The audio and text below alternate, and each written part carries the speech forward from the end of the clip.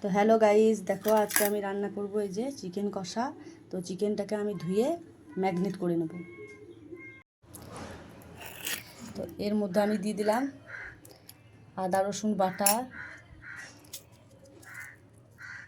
লবণ, লঙ্কা গুঁড়ো, হলুদ গুঁড়ো,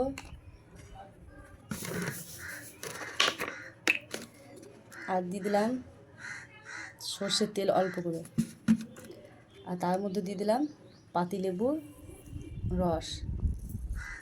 এর মধ্যে তোমরা দই দিতে পারো, কিন্তু আমাদের দইটা ছিল না, তো তার জন্য আমি এগুলো দিয়েই এটাকে ম্যাগনেট করে রেখে দেবো।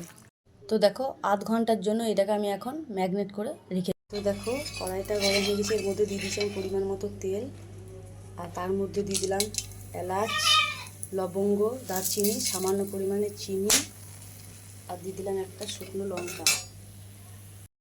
এগুলো ভাজা হয়ে গেলে দিয়ে দিলাম পেঁয়াজ।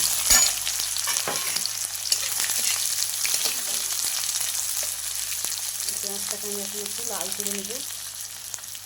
তো দেখতে পাচ্ছ পেঁয়াজটা প্রায় লাল হয়ে এসছে। আর এর মধ্যে আমি কেন চিনি দিয়েছিলাম বলো তো, যে তরকারি কালারটা খুব সুন্দর আসবে, ওই জন্য চিনিটা দিয়েছিলাম। তো এর মধ্যে দিয়ে দেবো আদা রসুন আর লঙ্কার পেস্ট,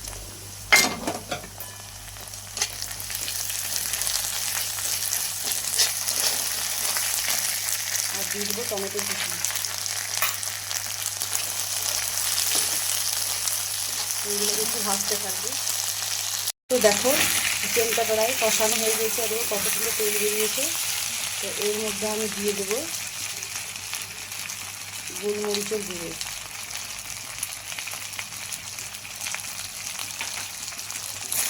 আর একটু কষিয়ে দেবো।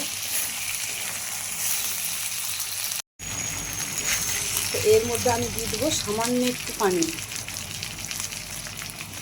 সেদ্ধ হওয়ার জন্য, কারণ এটা আমি কষা করবো চিকেনটা, তো তার জন্য আমি অল্প করে পানি দিলাম একটু সিদ্ধ হওয়ার মতো।